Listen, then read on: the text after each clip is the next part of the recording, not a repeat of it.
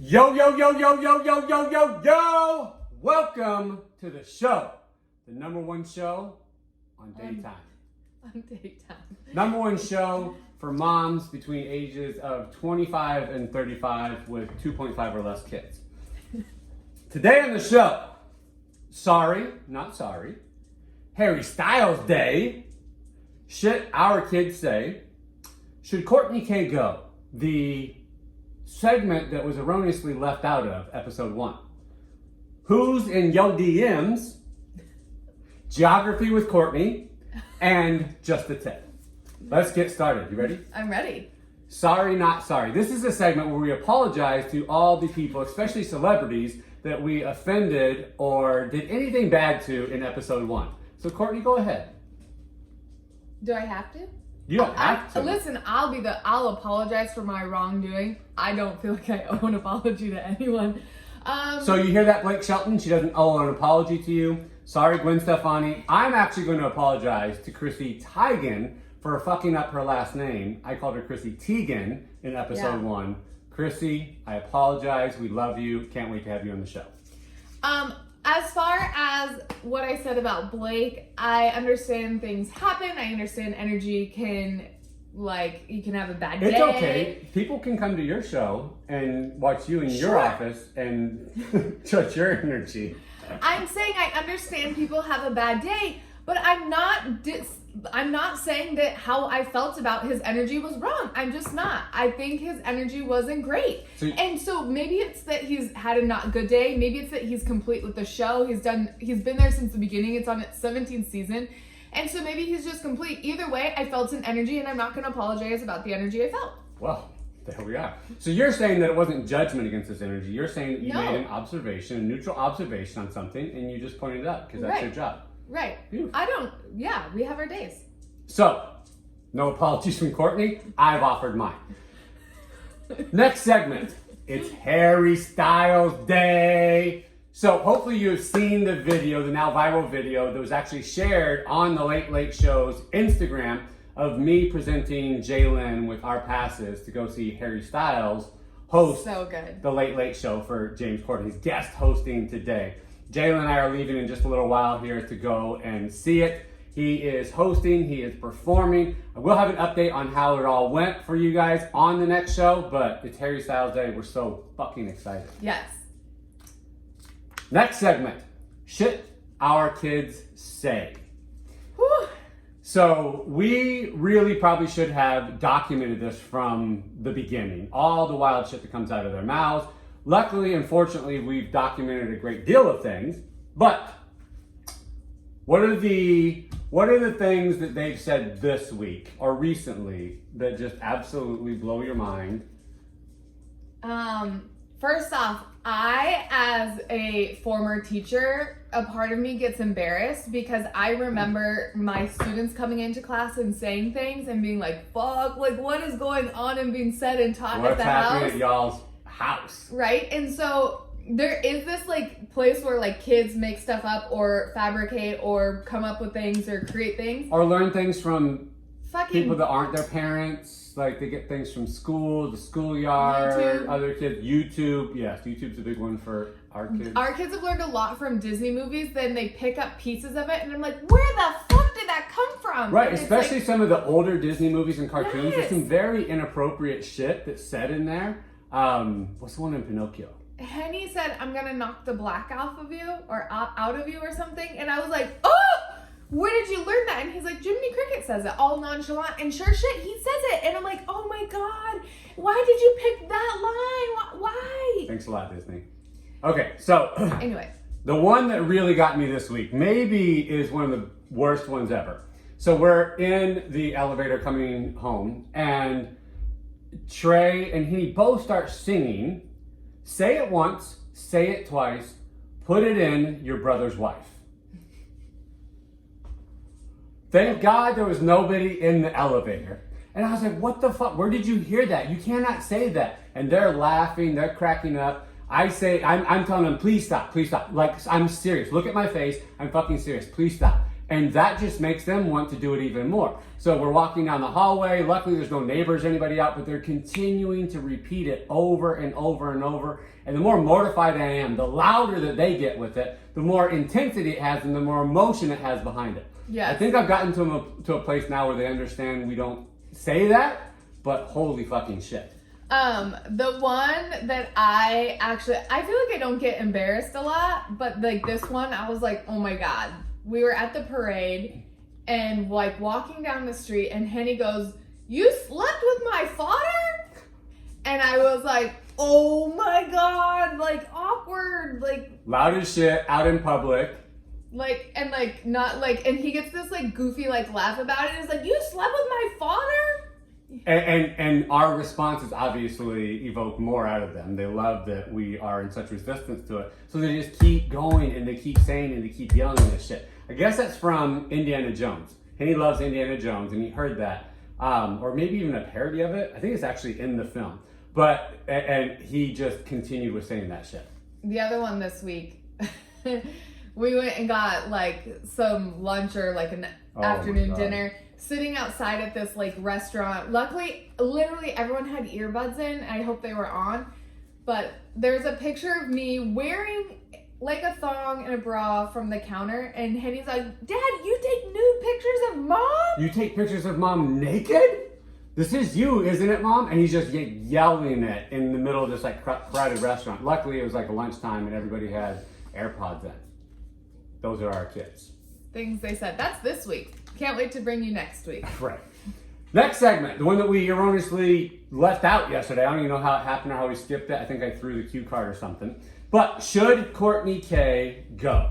So this Sunday on Keeping Up with the Kardashians, the whole drama of the episode was about Kourtney K not really sharing her life, kind of being secretive about things, not being accessible for the show or for the cameras.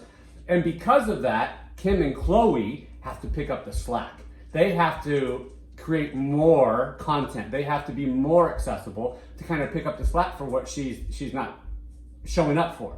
Her argument against this was that she wants boundaries, that she wants parts of her life that aren't included in the show, whether it's relationships or just her personal life. I know she's gone through some kind of like mental health things and finding her happiness and purpose and moved through like anxiety, depression, those type things.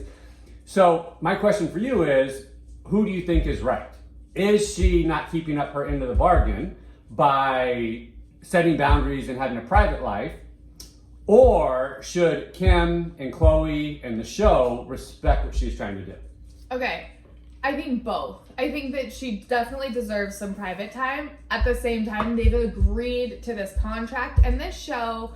And whether you decide after this contract period that you're done and complete and be done with it.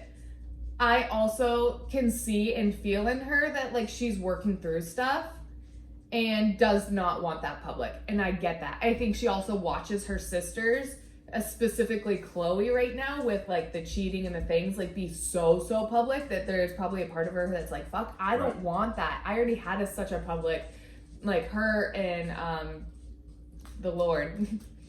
Lord Disick. Lord Disick. Scott, which Scott, I do like I don't know why I can't think of his name. that Scott has kind of moved into a more dominant role, and I love Scott. Scott. And the show, so there's a lot more of him. And not just like him and his life, it's like him and Chris, him and MJ, him and Khloe. I love him and Khloe together. Yeah. So I'm all for giving Kourtney some space and letting Scott step into that. Yes.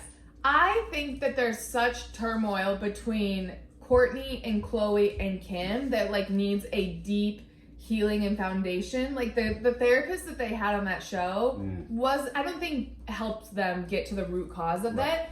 And I think if they could get to the root cause of it, there would actually be a unity that she wanted to be. I feel like she feels like outcasted as the ugly one was a show one time, or the one who doesn't do anything, or the one who's just mooching off that has nothing going for her. And I feel like she's trying to find those things, but feels like she can't win. So I feel like there's like these energies that are causing her to not be able to show up. 100%. So producers of the show, we're available. Let us know. Yes. We'll come in. We'll dig into it with the sisters. We'll get everything right. But I definitely think that there's a win-win available that they were not able to see in trying to resolve this the other day, where Kim and Khloe are sticking to their guns and Chris is kind of like in the middle, but also like on that side of it, right? Because the show is kind of the foundation for everything that they do. All the other stuff, all of the social media, all the fashion, all the products, everything, it kind of led to that. So I think they're very aware that the commitment to this is really important. Now, do I think that the things that they have can stand alone because they built such a brand over a period of time? Yes, but I think they understand the importance of this. But I do think that there's a win-win where Kourtney is a part of the show still, but is given time and space to work through the things that she wants to work through and have space away from it.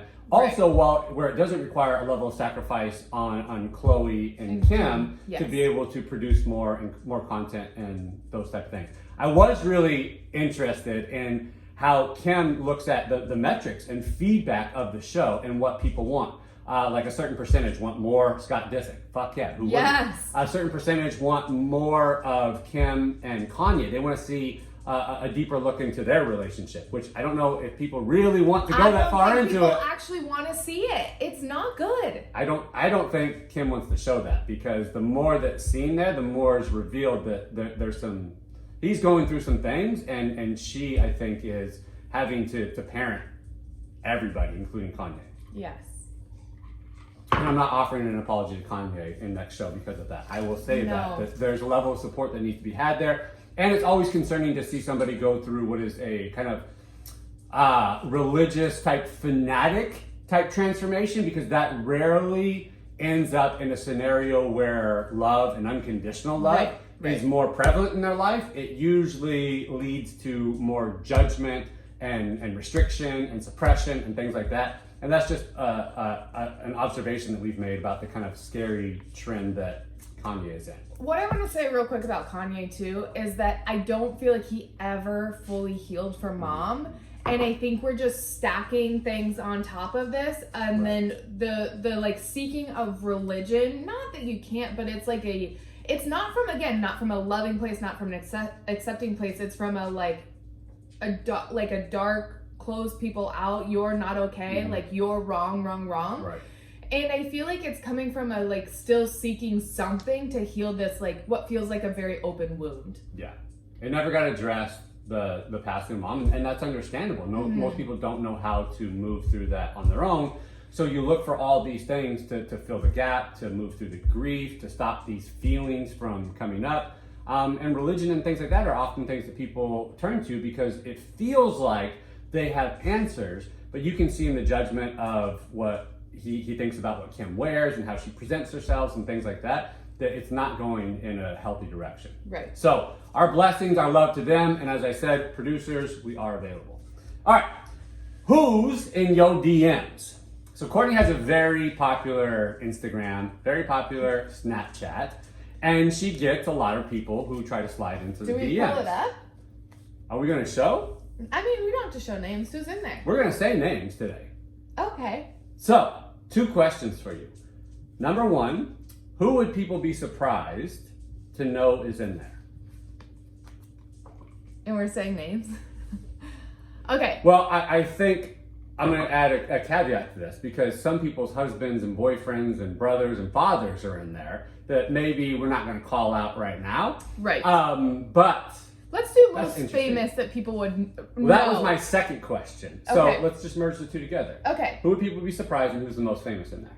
Okay, the most famous that might be surprising too is Marlon Wayans, I would say. I think people know that. People have heard that story, but people may not know that. Okay, Marlon Wayans is in my DM. But he was very respectable. Yes. Has been very kind. Actually got us passes to go and see him in Phoenix. Right.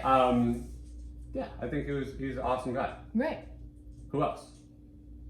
I see. This is where I actually need his support, because there's a lot of people that roll in there that I don't actually know. That he, I see they're like verified. I see they have huge followings, but I don't actually know who they are. All right. Well, without calling anybody out by name, I'm going to say that there is a very famous football player, American football, that is not playing currently, but rolled in there. No, he's got. See, the more I say about this, the more it reveals who the person is. Let's just say this person is involved in a lot of drama this year and in past seasons, and is not currently playing football on any team. But this individual slid in the DMs and not just, okay, the way that they slid into the DMs, it was a slid in through their personal trainer. Right. And then they slid the person into my DMs, but wanted to pay to have me flown out to training camp to be with them, said individual. And it was a hard no. Thank you anyways. Anybody who's the biggest, like, oh, that's pretty dope, that slid into your DMs? Without giving names, what industry, what world would they be in? Actor, athlete, celebrity. That's pretty dope.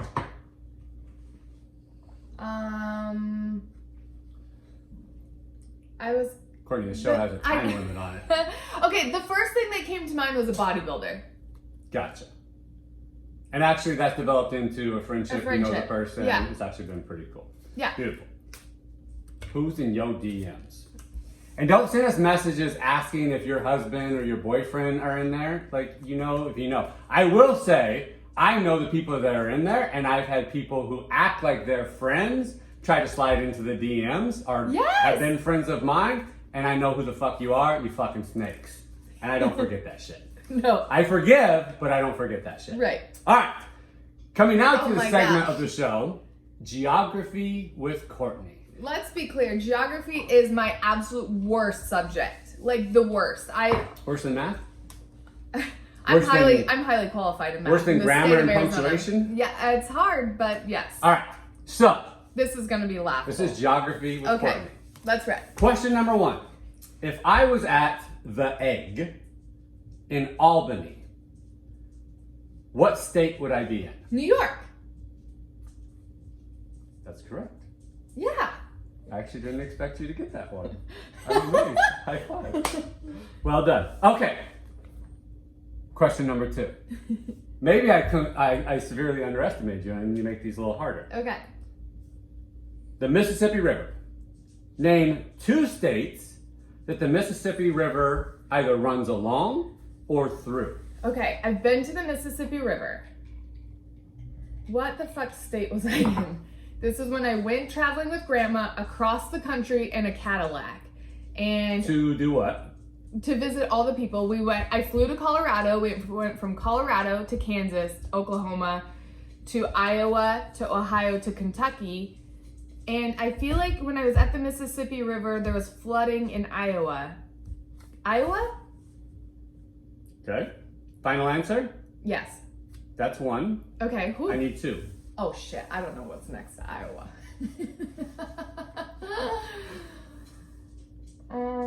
Indiana. Final answer. Yes. Oh. We would have taken Mississippi, Oh. Minnesota, Louisiana, Wisconsin, Illinois, Kentucky, Tennessee, Missouri, Oh shit. Arkansas, or you got Iowa correct. I got 1. 1 out of 2 is not bad. 50% on that and out of the questions. Oh, All right. All right. Well, we're doing pretty good. Next segment, let's talk a little bit about golf. You guys know I'm the golf guru. You guys know that I operate in the world of golf. A hot topic right now as we move into the President's Cup is Patrick fucking Reed. So Patrick Reed, last week playing in the Bahamas at Tiger Woods tournament, was penalized 2 strokes for essentially improving his lie. He was in a waste area. It was not a sand trap. He was in a waste area, and he took 2 practice swings that swept sand away. And the intention of doing so would be to move sand from out behind the ball so you can get a cleaner strike on the ball. Now, this was caught on camera. He's kind of denied that it was intentional. He said that he had no intention, that it was a mistake, that he didn't realize that he was moving sand. The video evidence of that does not look good. Okay, other players, Ricky Fowler had a lot to say as he was watching the video. Cameron Smith, who's playing for the international team, who's an Australian, will be playing against Patrick Reed in the President's Cup, called him a cheater. There's a lot going on in this, and what is happening is Patrick Reed is actually making it worse by doubling down on this idea that he was not intentional about doing it, right? Because if it's unintentional, it's a penalty. If you are intentionally doing it, it is fucking cheating. And golf is a gentleman's game. Golf is a game where integrity is massively important. You are essentially officiating yourself.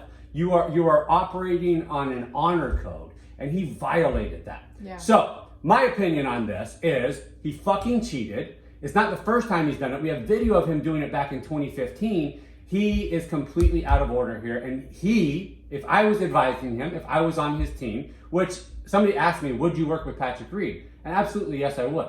I would work with anybody who's willing to improve things, to own a different level of leadership and authority in their life, right? Mm-hmm. We want me working with people who would drastically benefit from that, and who drastically benefiting from that would benefit everybody. I'd work with Donald Trump if he was willing. Courtney's facing that. I would, though, if he was willing to improve and willing to, because he has tremendous influence and tremendous power. Wouldn't we want my influence and power working on his mind, his consciousness, and bringing better things into the world? Absolutely, 100%. So yes, I would work with Patrick Reed.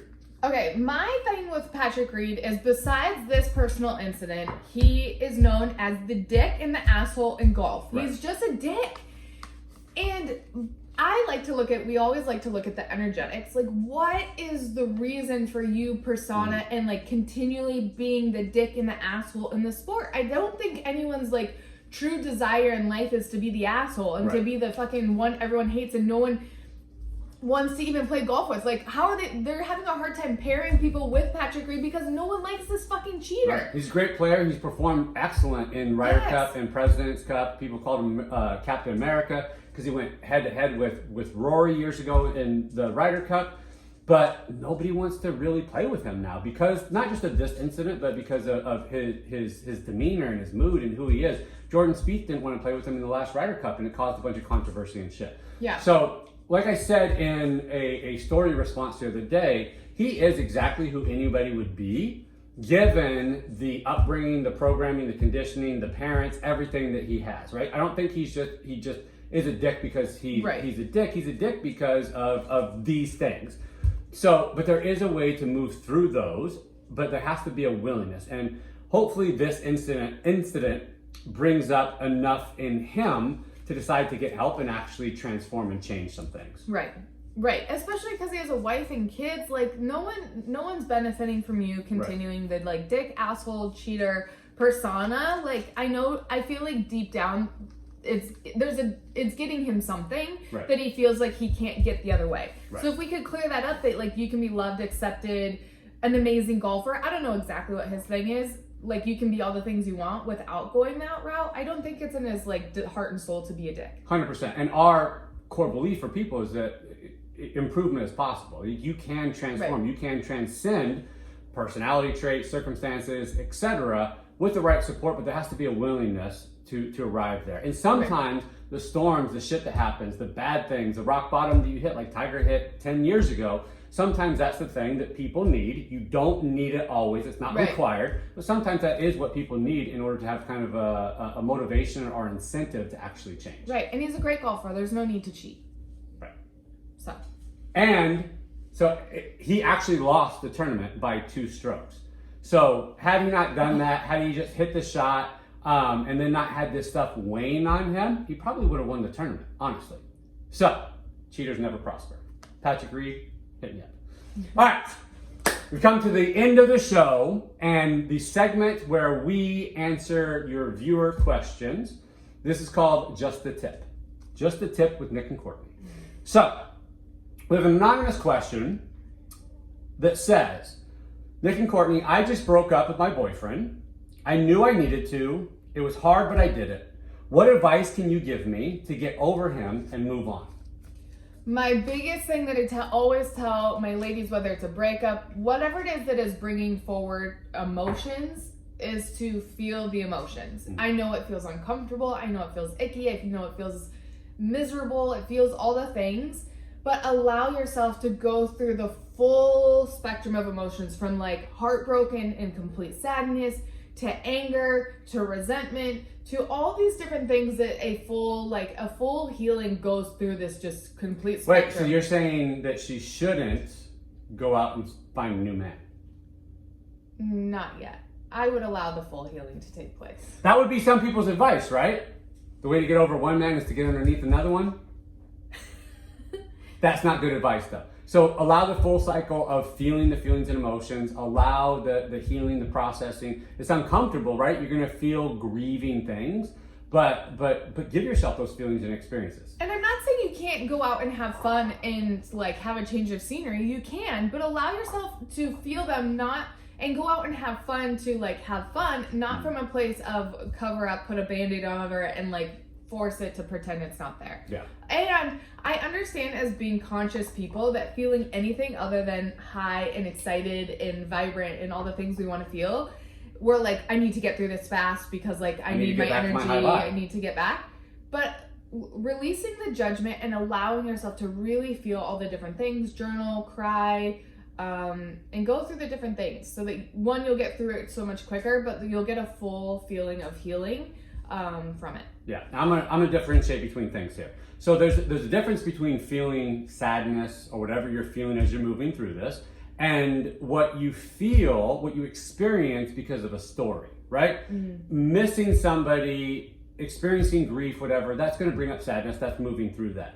When we create suffering for ourselves, that's when a story or a resistance has moved into the scenario, where we're saying things like, we're never going to find something like that again. I'm never going to find a guy who enjoys these things. Not this, and that. So when you move into a story, or when you're in resistance to that, you create your own suffering. Mm-hmm. Okay, so the feelings and emotions, they're going to happen in a scenario like this, but the suffering is not required at all. That's where you have to be conscious of the stories that you're repeating and what you're making it mean in the moment, right? Because if we're telling the story, making it mean that we don't get to have what we want, that we have to go without, that now I can't go on this trip, now I'm not gonna get married, now none of that is missing from you. It is going to be a net gain, right? Because your life is only ever improving and getting better and better and better and better and better always. Right. So when you move into that, again, we may still feel some feelings of sadness as that moves through us. And it doesn't necessarily take time. Time is not the important variable here, right? Because doing work, feeling feelings, being conscious, allowing, journaling, being very proactive in things, it moves you through the process faster than ever. Time doesn't heal wounds. Actively and intentionally doing the right things, being the right things, moving through the things is what generates healing. So, or allows healing to happen, putting ourselves in a state of wholeness, moving through the emotions. So, differentiate between the feelings and emotions and the stories that you're telling, and move into new stories. Know that you get to have your destiny, you get to have your partner, you get to have your soulmate, you get to have your scenario, no matter what. Mm-hmm. And this is actually a beautiful process of clearing out what isn't for you, and it gets to be better and better and better ahead of this. One thing that we often see too when this is happening is this story of, now I have to go through the process of dating and all this. I don't want to do that. I just want to find my person. If you have that perception of dating, it's going to be fucking miserable for you. Right. But what if you decided that as you are ready to enter back into it and be open and receptive, that it can be fun, that it can be enjoyable, that you can have free-flowing, playful fun, and the process itself can be really fun and good, not just when you get there, but you can enjoy the fucking process. Right. Also, going back to with desires, like if the desire in your heart, like when you're like, oh, I won't be able to find someone like this, this, and this, if that's a desire in your heart, you think God made one of those, made just like teetered it in front of your face, like, oh, sorry, love you can't have great sex now you never get to have it. Sorry. No. Like God made one perfect for you that is all your desires. You get to have that. Right. And you are the source, right? That person was not the source of anything, of your satisfaction, of your pleasure, of anything. You are the source. So if something wasn't right in form and you release the form, you can create again and call in the form. Now with an idea of contrast about what wasn't right in the previous one, and call in exactly what you want that is in alignment with your desires, that meets all your preferences, that meets all your needs, and gets to be better and better than ever. So the connection gets to be better, the communication gets to be better, the sex gets to be better, the energy gets to be better, you get to be more masculine than ever before, the trust gets to be there, everything gets to be there, nothing is lost. Fucking men. So Lovey, feel those emotions. Know the truth, Know that nothing is lost. Be hopeful, be certain about what lies ahead and beyond all of this, and you'll get there faster than you could ever imagine. Yes. All right. That is the end of episode 2. We love you all so much. Thank you for tuning in to the show. If you loved it, if you enjoyed it, make sure that you are subscribed. Make sure that you are sharing with people. And if you have questions, ideas for segments, anything that you want to see us do or talk about, we are open to it all. We love you guys. See you soon. Love you. Bye.